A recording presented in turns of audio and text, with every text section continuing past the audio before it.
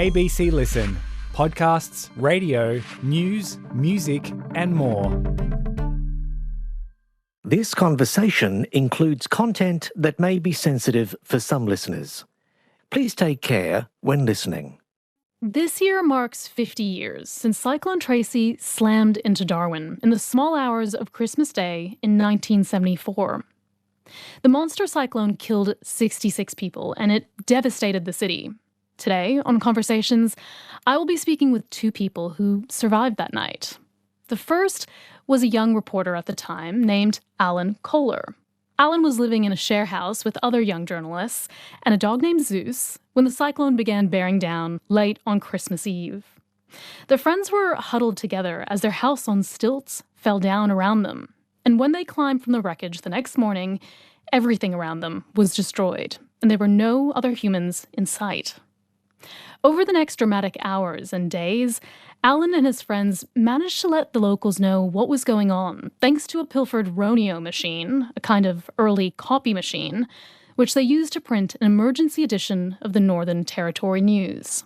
Almost 50 years on, Alan Kohler is with me now to talk about his recollections of that time. Hello, Alan. Hi, Sana. Before that terrible storm, what drew you to Darwin as a young reporter? Well, I'd finished my cadetship on the Australian in Melbourne and felt like doing some travel. I didn't have a passport at the time, so I needed to stay in Australia, and that was about as far away from Melbourne as you could get in Australia without leaving the country, and I thought that was a good idea, and also because Auntie Tony lived in Darwin and she was going to be able to put me up for a while once I got there, so that was why I thought Darwin might be a good destination. And your journey to Darwin was a bit of a saga as well. How did you get yourself there? Well, my dad drove me to Deer Park, which is a suburb on the outskirts of Melbourne, on the western side of Melbourne on Ballarat Road, which is on the way to Adelaide. So he dropped me off on a Sunday morning and I hitchhiked to Adelaide. Once in Adelaide, I was there for a couple of days and then caught the train, the GAN, from Adelaide to Alice Springs, got to Alice Springs. Then I hitchhiked from Alice Springs to Tennant Creek and ran out of money in Tennant Creek, so I had to get a job and got a job at the Three Ways Roadhouse, which is on the junction between Stewart and Barclay Highways, and worked there as a barman for 3 or 4 months. Wow, it took 4 months to save up to make the rest of the journey. Well, I bought a motorcycle in Tennant Creek. I didn't have a licence. I didn't have a motorbike licence, but I thought that the motorbike was the cheapest form of transport that I could think of, so I bought a motorbike. I walked into the police station and asked for a motorcycle licence, and the policeman said, can you ride a motorbike? And I lied and said yes. And he just handed a licence over. Wow. No test, nothing. No. And then I went about learning how to ride it. Quit the job and set off for Darwin on the motorbike. Unfortunately, I fell off the motorbike and just on the other side of Katherine and ended up in the Katherine Hospital unconscious with a broken leg. So I ended up arriving in Darwin on crutches in plaster. So once you finally got to Darwin in crutches, did you stay with your auntie? Where did you go? Yeah, I stayed with Auntie Tony for a while and her husband. And then while I was there with them, I got a job on the Northern Territory News as a reporter. I just caught the bus into the NT News, was obviously the only paper in town. Hobbled up to the editor's office, asked for a job, and he said, no worries, start next week. So, if only that happened now. That's right. And a couple of the sub-editors on the NT News had a spare room and asked me if I would like to occupy that room, and so I did. I moved in with them. And so you were able to move into this house with other colleagues. What suburb were you living in at this point, and what did it look like back then? The address was number 5 Pandanus Street, Nightcliff. It was next to the footy ground. It was a typical Darwin house on stilts, made of fibro, and there we are. We moved in there and got a job and bought another motorbike and rode the motorbike to work each day along Bagot Road. And what was Darwin like as a town 50 years ago? Well, it was very much a small town, a small country town in a way. I mean, it was a rough and ready joint. A lot of drinking took place. It was a fun town. I really enjoyed it. And so you described it as a rough and ready town with lots of drinking. What would you get up to when you weren't working? Well, we drank. We did a lot of drinking, and it was a lot of fun. Had a few parties. Most weekends we would go to a place called Berry Springs, which was a bit south. It was sort of a creek or, a small lake where we'd swim. Was there any local folklore about cyclones? There was a kind of a sense that each year around Christmas time, December, January, February, it was the monsoon season. There was the dry season, the wet season. That was something I had to get used to, and the dry season was delightful, beautiful weather, and then the wet season was kind of muggy and hot and lots of rain and the occasional cyclone. So on Christmas Eve in 1974, as Cyclone Tracy was approaching that day, how much did you know about it? How much were you aware? There'd been a cyclone that had come through, I can't remember the name of it, about 2 weeks before. And there was quite a few warnings about that, and it turned out to be not very serious. It was windy, and it was kind of interesting. We kind of went out in it. Actually, we went for a walk in the middle of the cyclone just to kind of experience it, and that was kind of interesting. But I think that cyclone 2 weeks before, Cyclone Tracy, made everyone a bit complacent. If that's a cyclone, there's not too much to worry about. It sort of felt there were warnings that day for that cyclone. But they didn't turn out to be particularly necessary. And so I think everyone kind of took it a bit easy. And then when Cyclone Tracy loomed, and there were lots of warnings during Christmas Eve about, get ready, batten down the hatches, there's a cyclone coming. I think everyone sort of took it half seriously, but not that seriously. And certainly we didn't behave very differently. It was Christmas Eve, we had a bit of a party and had a fair bit to drink. It wasn't until about midnight that things started to get serious. Yeah, when did you realise the cyclone was serious? What happened to sort of change that perspective? Well, I was in my bedroom about midnight and Dave came in and said, listen, Alan, you better come out and have a look at this. So I got up, went out, and the roof was coming off. We could see the sky through the corner of the roof. And so we were all looking at that thinking, wow, this is a bit serious. So we had heard warnings during the day, or advice during the day, that the thing to do or the place in your house to shelter in is the bathroom, because the pipes tend to hold the walls up. So we got the kitchen table, moved that into the bathroom, put a mattress on the top of it and a mattress underneath it, and all got underneath the kitchen table. And who was there with you? There was Dave, Lorna, my girlfriend, Rocky, Dave Tomlin, and Zeus the dog. And there wasn't enough room for the other Dave to fit under the table, so he had to get in the bath. So, yeah, there was, what were there, 1, 2, 3, 4 of us, and the dog under the table, and Dave Tomlin in the bath. What happened as you were huddling in the bathroom? The memory I have of it was that it was incredibly dark, like black. There was absolutely not a skerrick of light anywhere, and the noise was phenomenal. Like it was this, the cliche is like a jet engine taking off, and it was like that, this incredible sound of the wind, which just went hours and hours and hours. During that time, those hours that you were trapped in there, were you able to talk? What were you guys doing? How did you pass that time? We were mostly silent because you couldn't really hear each other. It was so loud, the noise was so great, and really there was not much to say either. I mean, we were all, I suppose, what would you say? Terrified is not quite right. I mean, we were awestruck, I guess. We were kind of in the middle of this incredible burst of nature.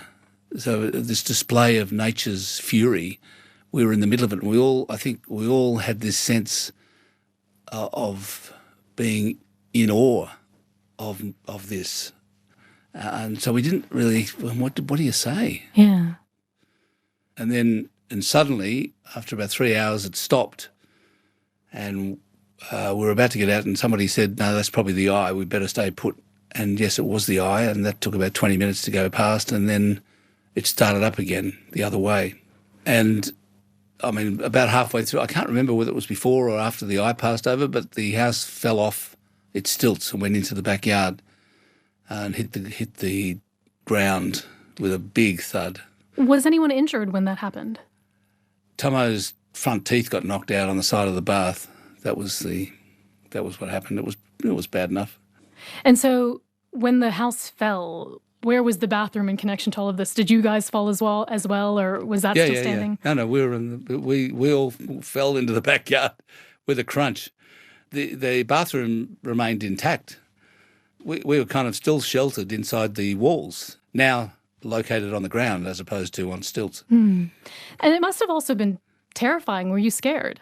Yeah, we were all scared. I mean, I think everyone has a different level of anxiety, I guess. Some of us was more scared than others. I don't think I ever thought I was going to die, but I think one or two of us thought, that was a possibility. Did time feel like it slowed down? Like, did those hours stretch on, or did it, in your memory, is it, kind of a blur and quick?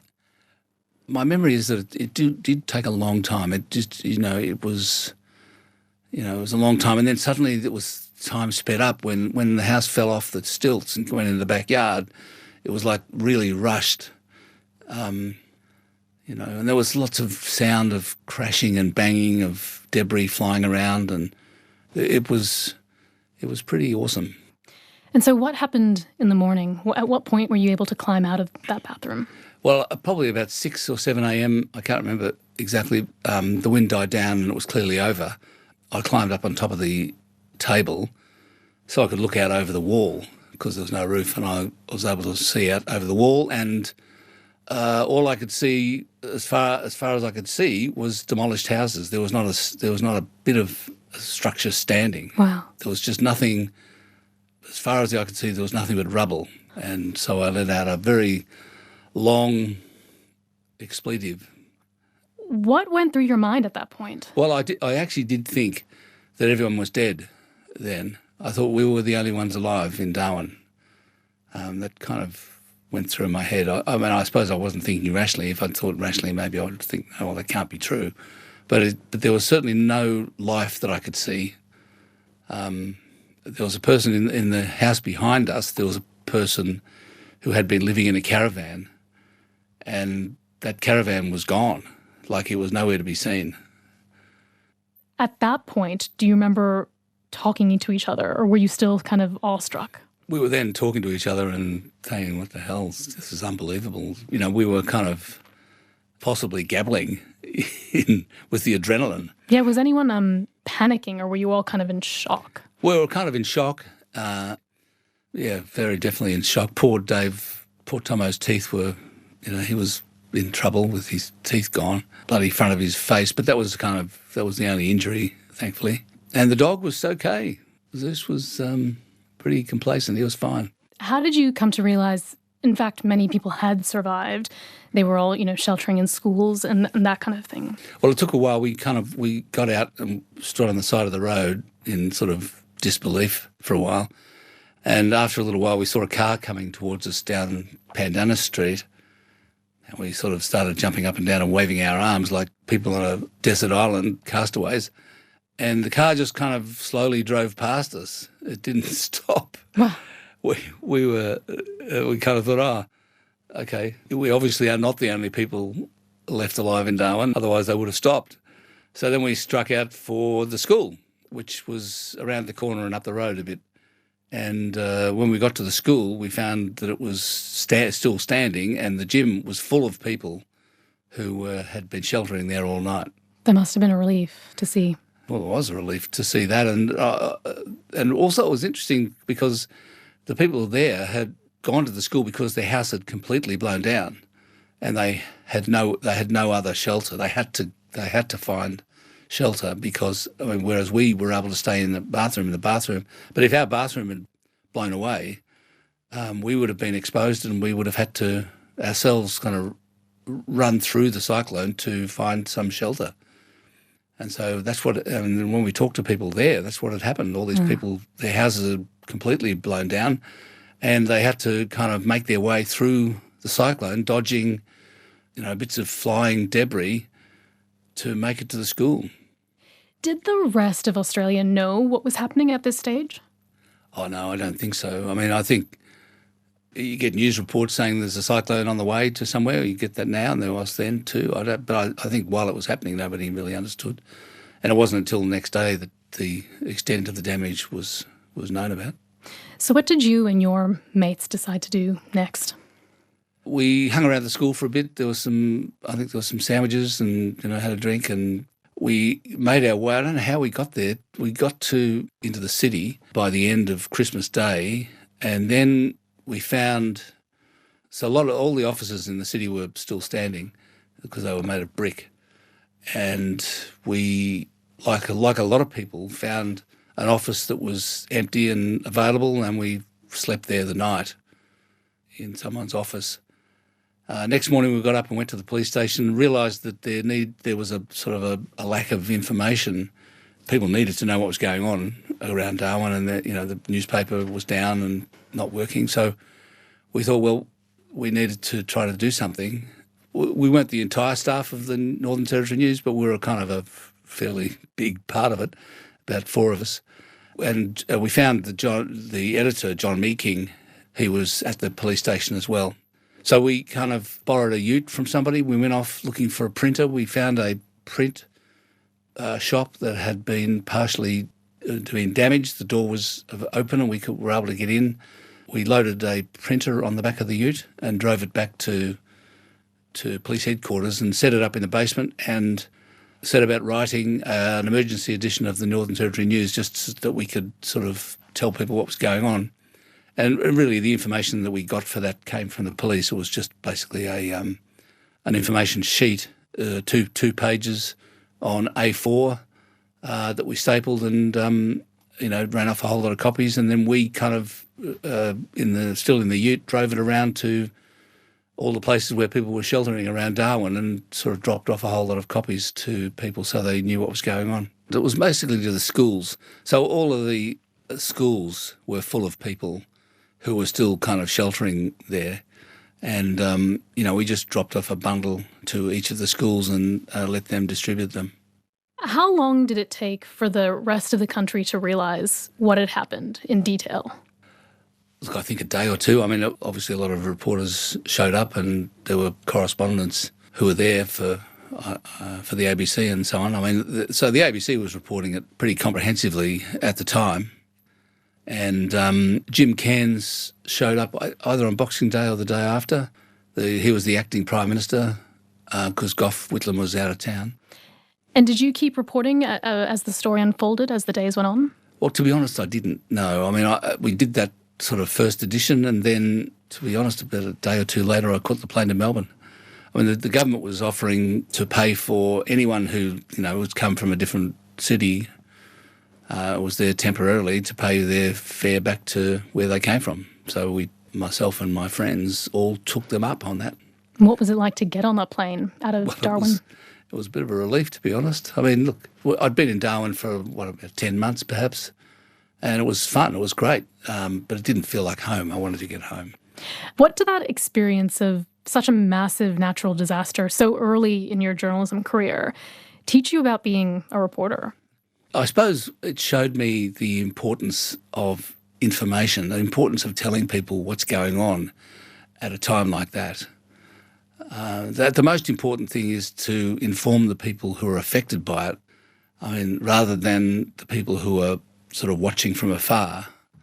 I mean, obviously, for everyone else in Australia, the whole thing's an interesting story, and would have led the news, and it's a big story, right?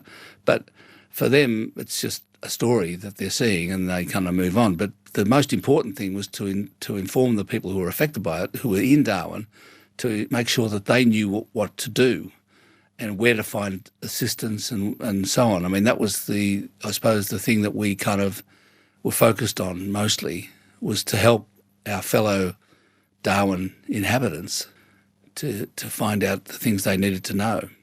Yeah, I had a look at that emergency edition that you had contributed to. Yeah, it's very kind of emergency contact information. It's, what to do with water, boil it. It's very practical information in that. And that's what we thought was the main thing was required. Natural disasters, certainly ones on the scale of Cyclone Tracy, can lead to PTSD or other psychological issues for survivors. How did you cope in the months and years afterwards?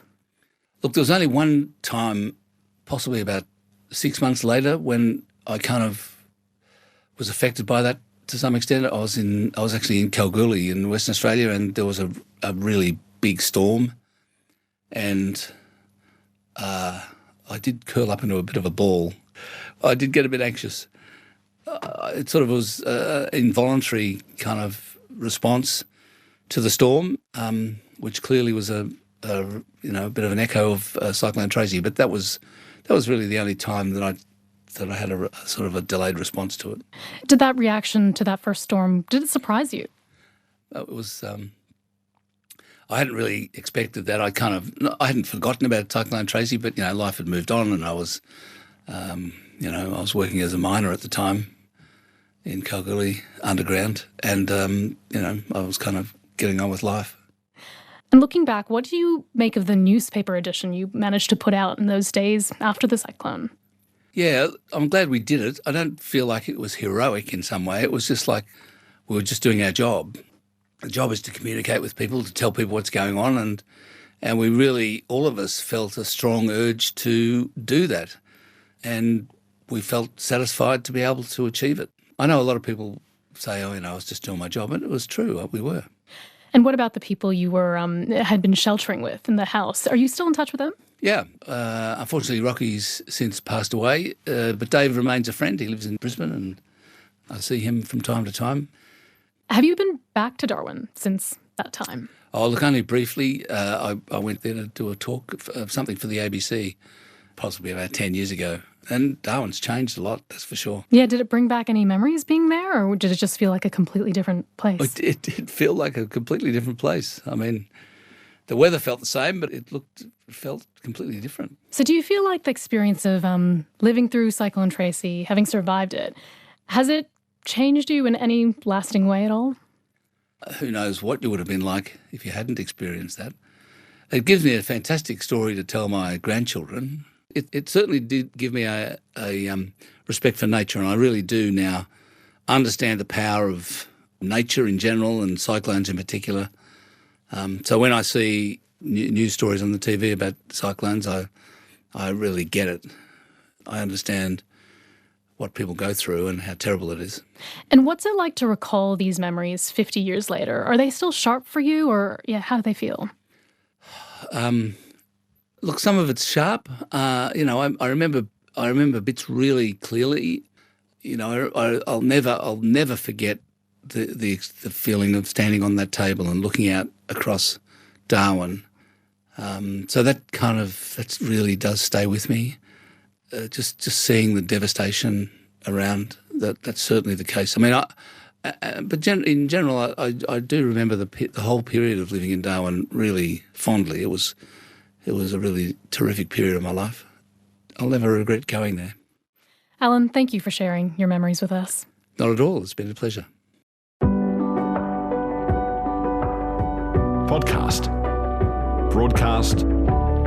This is Conversations with Sana Kadar. On Conversations today, we're continuing to reflect on 50 years since Cyclone Tracy bore down on Darwin. And Patricia Collins was just 17 years old when she left Rockhampton in central Queensland to follow her older sister into the Navy. She was stationed at HMAS Coonawarra in Darwin in her first year of service. And so she was there at Christmas when one of the worst natural disasters hit the country. Even though it's been half a century, Patricia remembers it clearly. And she also remembers the aftermath.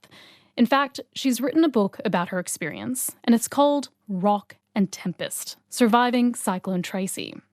Because while the women in the Air Force and the Army were evacuated immediately, in the Navy, women were given the option to stay and help get Darwin back on its feet. Patricia chose to stay. Hi, Patricia. Hello, how are you, Sana? I'm good. What made you want to follow your sister, Sandra, into the Navy? When I was in grade 5, she came home on leave from the Rands wearing her uniform, her winter uniform. She looked, wonderful. So I had a big hero worship, and I decided just immediately that I was going to follow her into the Rands. And what was the Rands? The Rands is the Women's Royal Australian Naval Service. We weren't incorporated into the Royal Australian Navy until 1984. So we were a separate service, but we worked with the sailors in every area except at sea. We weren't allowed to go to sea. So you had a bit of hero worship for your sister. She looked amazing in her uniform. At what point did you sign up? Straight out of school, age 17, 1973. And what did your parents think of their 2 girls going off to the Navy?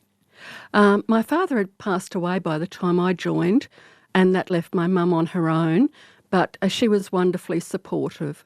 She had been in the Air Force during the Second World War, and my father had been in the Army and fought in New Guinea during the Second World War. So we were quite used to, as a family, to toddling off when we were needed. And so based on that and what your sister might have told you, what did you expect life in the Rands to be like? I don't know that I had a great deal of expectation apart from marching and obeying orders and, just those sorts of things that you see on the TV. The reality was amazing. The first week, we were so overwhelmed with all the technology, the terminology, the training, the marching. We just wanted to sit down and cry at stages, but we didn't have time. We were kept on the go. We just... We were kept very busy. It was wonderful. And we developed very strong bonds. The 2 recruits who were in my cabin, we're still in touch. We're still good mates after all these years. Yeah, tell me a bit more about that first taste of naval life. Where did you go for training once you enlisted? At HMAS Cerberus, Western Port Bay in Victoria. The recruit training was 6 weeks, and it was quite intense. The physical training, lots of marching. There were lectures, first aid, firefighting was brilliant. That was the nuclear, biological and chemical warfare. That was tremendously good fun and very exciting. That all sounds very exciting for a 17-year-old. It was. It was great fun. So how quickly were you posted to HMAS Coonawarra in Darwin? I went up there in November of 1973. So we had training in communications at Cerberus, and then we went on to Canberra, to HMAS Harmon, to finish our radio operator special training. And when that was finished, off we went to Darwin. So your job in the Navy was, as you just mentioned, radio operator special. What does that mean? What's the special in the title?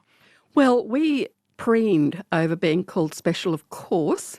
We kidded ourselves that it described us personally. The powers that be insisted that it was the type of work that we did, but, that's what they tried to get us to believe. And so what were you doing as a radio operator special? Morse code, mainly, at the time. Communications was evolving very rapidly, though, so there was new technology coming out all the time. But we were among the last of their Morse operators. What was Morse code like to use? I feel like I've only ever seen it in movies. It was great. I loved it. Absolutely loved it. The rhythm of it was beautiful. It was almost musical. It was like dancing with your fingers on the keyboards. It was just really lovely, but very, very slow. As a top Morse operator, you could do about 24, 25 words a minute. I could do 25 words a minute, but I couldn't keep it up for terribly long. That was very fast. For people who aren't actually very familiar with Morse code, can you just describe how it works? Yes, it's you have a Morse key and you press it, and that gives you long code or a small code. The long ones are called dashes and the little ones are dots or Ds. So, for instance, your ABC that we're talking on now, that comes out as a dee-da, da-dee-da-dee, da-dee-da-dit. Could you still use Morse code today if you needed to? Do you remember it? Yeah, absolutely. That's incredible. Had you been to Darwin before you were posted there? No, it was all brand new. It was an amazing time to be up there. Darwin was a frontier town and it was really quite small. It only had a population of about 47,000 and it was very remote. It was the biggest city by far for thousands of kilometres, and there was a combined department store supermarket. That was Woolworths, that was the big one. And there was a drive-in, a cinema, heaps of pubs. Mainly the activities were camping, fishing, down the track, and sport. Heaps and heaps of sport. It was great life. And you grew up in Rockhampton, so you already had a bit of the experience of humidity and summer storms. Was Darwin quite similar? Even more so. Very much more so. When I first arrived, it was November, it was the wet season, and you got off the plane and the tarmac was rippling with the heat haze. And in the wet season, you'd have about 4 or 5 showers a day. Oh my gosh. Because I know, you'd just be sweating so much, and you'd have to dry off underneath the ceiling fans because you'd sweat so quickly that you couldn't drag your clothes on. Did you acclimate pretty quickly, or was that a really frustrating kind of climate to live in for you? It was a frustrating climate, but we did acclimatise quite quickly because we were so young and everything was exciting. And so when did the weather start turning in Darwin late in 1974? We'd had Cyclone Selma through about 10 days, 2 weeks, 10 days beforehand. So that was really muggy, very wet for days. Mould was everywhere. But Cyclone Tracy started forming on the 21st of December, but it was 700 kilometres away from Darwin. It had to follow a very erratic path in order to get to Darwin, and unfortunately it did. It was about 12:30 in the afternoon of Christmas Eve when the cyclone warnings came out, and we went into action preparing for the cyclone. Yeah, what did you do to prepare? We had to fuel all the cars. We scrubbed out the bathtubs and filled them with water in case we lost water, taped up all the windows, got everything that could fly around in a storm, put them under cover and secured them all. But the Navy also had a traditional Christmas Eve dance planned that night. Was that cancelled? No, that went ahead. No, we had no idea that, a cyclone could be that destructive. There was just no way that anybody could anticipate the level of destruction of Cyclone Tracy. The dance was closed down at 9:30, and that's when the gale winds were really ramping up, and everybody had to start taking it very seriously. Yeah, so what happened at 9:30 once they closed down the dance? Where did you go? I got a lift in a Navy van back to our quarters. It was actually only a very short walk, but the gale force winds made it very dangerous to go. So, of course, shore bases were run the same as ships, so the terminology is the same as ships. So I talk about my cabin, but it was my room that was on the first floor of the accommodation block. The rain was coming in so fast into my room that the water was ankle deep. In your room? In my room. Wow. The rain was horizontal and very, very thick. I went into my built-in wardrobe and tried to pull the door as closed as I could, but the rain just came in. It was difficult to breathe. What was going through your mind at that point? Well, you didn't know what was going on in the rest of the town. You just thought it was a really bad storm and that it was going to pass. So at that stage, I wasn't overly worried until the fire alarms went off and I went out to check them. And the corridor of the RANS quarters was very long.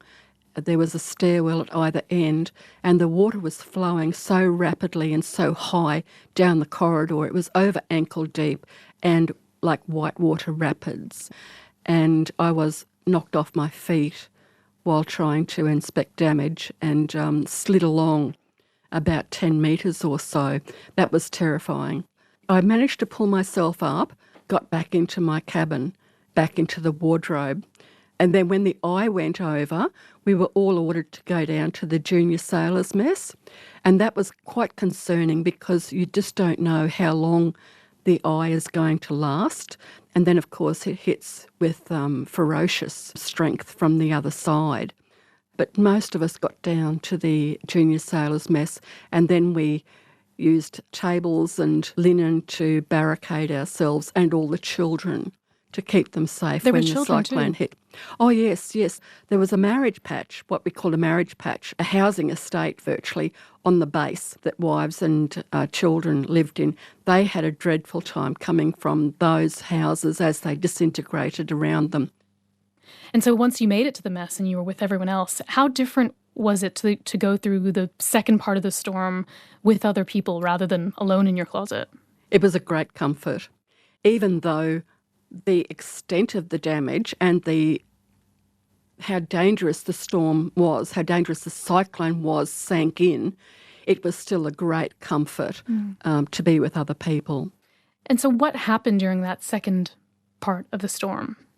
One of the other Rands and I were in the galley looking around for things that we could use, first aid for the families and the children who came in.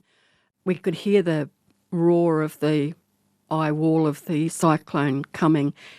We ducked down against the cupboards and the windows blew in over top of us. The noise was so strong you couldn't hear. We were together, mouth to ear, and you couldn't hear each other screaming. After a while, we went into the mess. That was scary getting in there, but we did, and then we were safe. What happened when the storm passed? We went outside and it was flummoxing, the extent of the damage. You couldn't take 2 steps without having to step over or on debris. A tinny, a small boat, aluminium boat, went through the window of the commander's office. There were cars on their side. All the trees were stripped of leaves. It was extremely hard to take in the damage. And then you're looking around trying to find your colleagues who had survived, who was injured. It was a very stressful time. And what was the sound like once the storm had passed? Because obviously during the storm there was this roaring wind. Was there an eerie quiet? Yes, there was. During the storm, it wasn't just the wind, it was the pounding of the rain. Then there was all the debris flying around and landing, masonry falling down, and the screeching of the tin roofs as they peeled off was dreadful. And so, yes, the silence afterwards, no birds. There was just no sound at all afterwards. And you mentioned trying to figure out what had happened with your colleagues in the Navy. I imagine there must have been a lot of confusion at this point. What were you told about HMAS Attack having sunk? We had 4 patrol boats up in Darwin, and they had sailed to their cyclone moorings in the harbour. 3 of those, 1 had to anchor. We hadn't really given them much thought, I have to admit, because you're spending your time just trying to survive. But of course, we thought that the patrol boats were invincible. They were Navy ships, and we were told that HMAS Attack had sunk with the loss of 2 crewmen. That was absolutely devastating because I was friends with a lot of the guys on HMAS Attack. And then sometime later we were told that it wasn't Attack. Attack had grounded and the crew was safe, injured, some of them, but safe.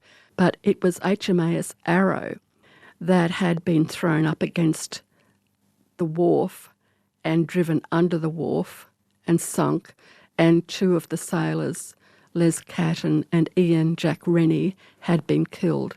And that was absolutely devastating. How did that information get so mixed up? We had no communications. Back in the day, we didn't have portable phones, we didn't have the internet. It was all through word of mouth. And so the messages got confused. The Army and the Air Force decided to evacuate all their female personnel after Cyclone Tracy. Why did the Navy give its women the option to stay? It was difficult because we were mostly radio operators up in Darwin, but our communications bases, both the transmitter station and the receiving station, were wrecked. So we didn't have our jobs. We couldn't do our jobs at all. I don't know why we were given the option. I think the Navy just had faith in us. I hope so. And so there were about 30 or 40 of us who took the opportunity to stay and work on the clean-up. And why did you decide to stay? I wasn't leaving my mates. While they stayed, I was staying, and we had a job to do. How quickly did the cleanup effort start? Immediately. Absolutely immediately. Yes, we were the spearhead, really, of Operation Navy Help Darwin. We got to work straight away because that's just what we did. Yes, we just got stuck in straight away. And so what do you actually do practically to start cleaning up? It was grunt work. We were picking up debris, putting it into piles. With your bare hands? Yes, we didn't have any PPE. We didn't have any gloves or helmets or anything really. We were left with what we were standing up in. Oh my gosh. So we didn't even have uniforms, a lot of us, because what possessions that we had that weren't blown away were ruined by mould. So we were just with what we were wearing, no PPE, picking up debris, tetanus needles all around, putting it in piles to be loaded onto the tip trucks to be taken away. We were pulling up rotten carpets and cleaning out refrigerators and freezers. Some of the RANs already had qualifications before they joined, and so they were working as telephonists at the telephone exchange. Some had been nurses, so they were working in medical areas. We just really pitched into whatever needed doing. How long did you stay doing that work? I was doing that for 2.5 months. When the task force arrived up there, things got very fast and there was a lot of work being done. You also had a confrontation with a looter at one point. Can you tell me what happened there? Our radio stations were destroyed, our transmitter and receiving station, but we had to destroy all the confidential paperwork at the receiving station. So a couple of us spent time during the day scrunching up the paperwork and putting it into incinerator, which was pretty hard work, working with the heat, in the heat of Darwin. And then by night we were doing sentry duty, guarding the rest of the confidential paperwork until it was all destroyed. So we were given rifles, which we had no training in how to use. And one night, in the middle of the night in the dark, a looter approached the radio station. I challenged him with the rifle and said something like, "Halt, who goes there?" Because we didn't have any training with weapons, that was something I managed to get from probably a John Wayne movie. And we stood off, just facing off with him in my rifle sights in the dark. And then I challenged him again, saying something like, "Stand or I fire." And he broke away then and raced off into the darkness.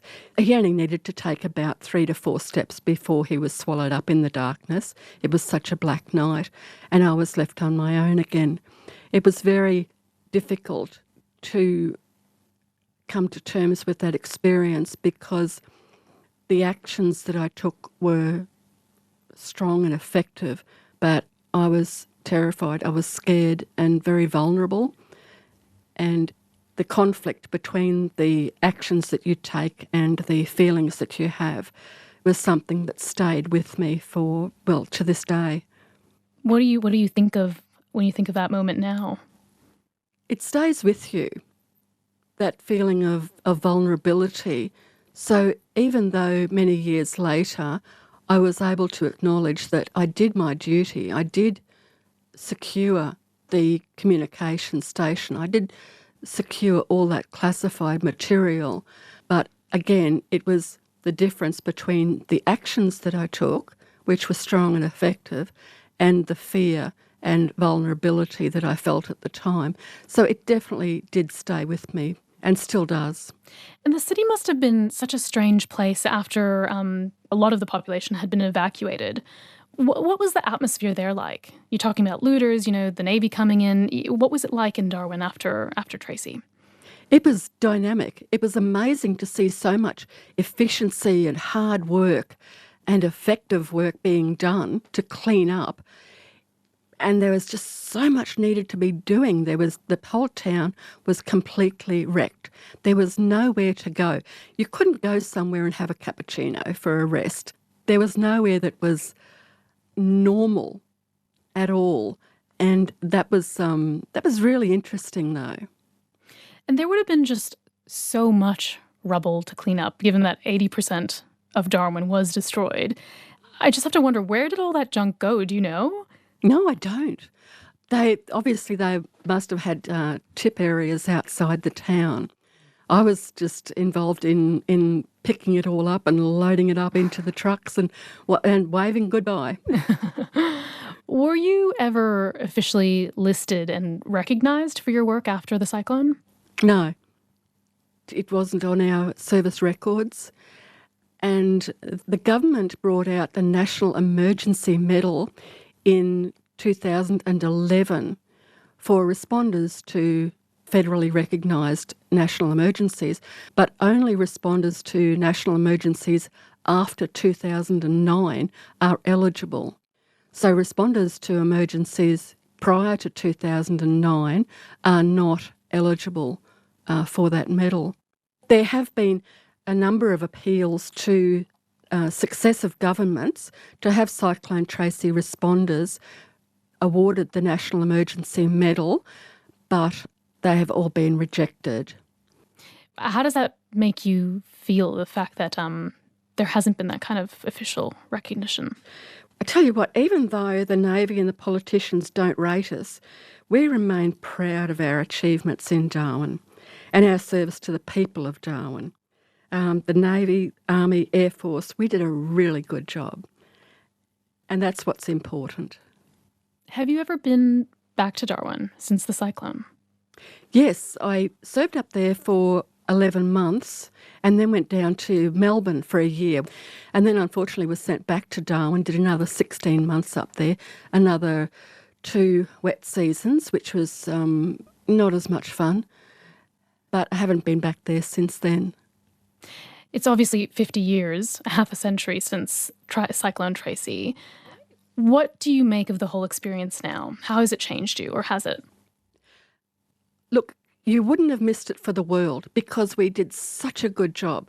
And the strong bonds that you get between everybody who was up there at the time and who worked on the clean-up and all the sailors who came up in the task force to work up there, we have a bond that stays with you forever. And that's the most precious thing. A lot of us were damaged. We had our losses. We had one sailor lost his wife and 2 children, and another sailor lost his young son. And of course, we had the loss of the 2 sailors on Arrow, and there were lots of injuries. So we did suffer greatly, but the bond that we forged through the adversity and the mateship is the most important thing that stayed with us, I think. Patricia, thank you for sharing your memories. Thank you for listening.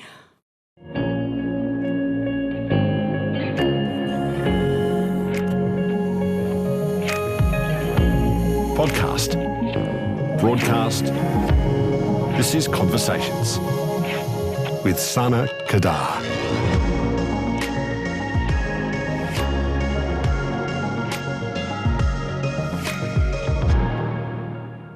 Patricia Collins and Alan Kohler were my guests on Conversations today. Both of them were in Darwin in 1974 when Cyclone Tracy devastated the city. And if this episode has brought up any memories for you, there's always someone who will listen at Lifeline. You can call them 24 hours a day on 13 11 14. Patricia has written a book about her experience.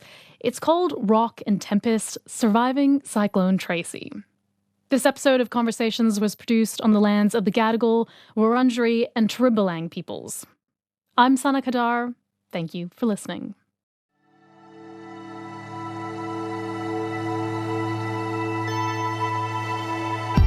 You've been listening to a podcast of Conversations. For more Conversations interviews, please go to the website abc.net.au/conversations.